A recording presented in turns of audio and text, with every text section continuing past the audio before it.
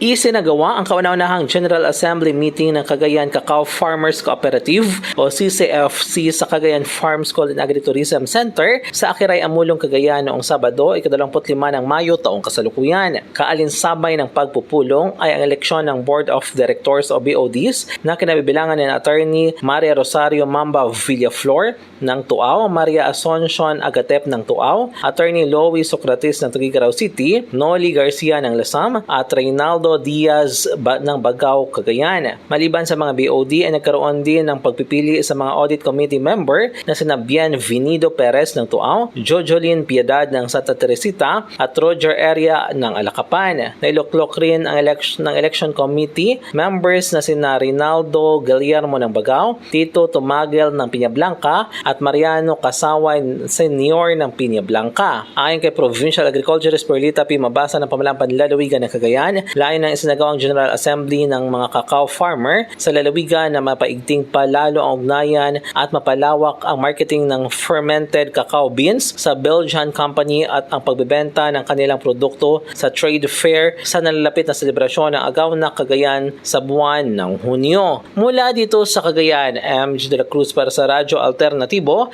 Balita Nationwide.